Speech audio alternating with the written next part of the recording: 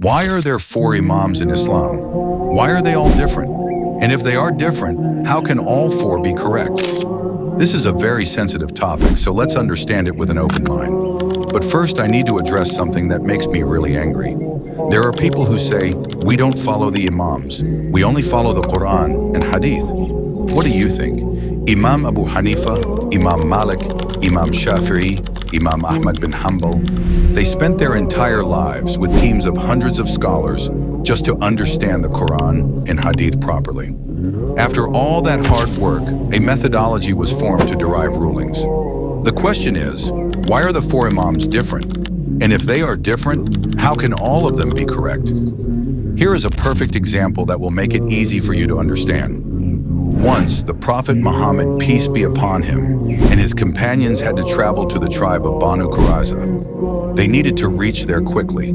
The Prophet, peace be upon him, said, "Do not pray your Asr prayer until you reach Banu Qurayzah." The companions left in a hurry. On the way, the time for Asr prayer began. Now the companions had a debate. One group said, "The Prophet, peace be upon him, told us to pray at Banu Qurayzah, even if Asr prayer becomes Qada, late.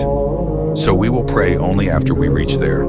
The other group said, "The Prophet, peace be upon him, did not mean for us to miss our prayer. He meant for us to travel so fast that Asr does not become Qada. The Prophet would never tell us to miss a prayer. We will pray on time right here, then continue to Banu Qurayzah." One group moved ahead without praying. The other group prayed first, then reached the tribe. When the Prophet, peace be upon him, found out about this, he did not say either group was wrong. He accepted both interpretations.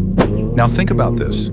If the companions themselves, who were with the Prophet, peace be upon him, interpreted one hadith in two different ways, then naturally after the Prophet's death, scholars will also have some differences in interpretation, right?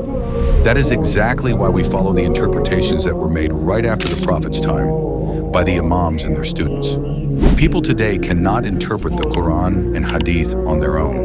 Why? Because if every person starts interpreting based on their own understanding, Islam will have no discipline. Everyone will twist things according to their own desires. And here's something sad. People read one verse or one hadith from Instagram. They don't even know Arabic.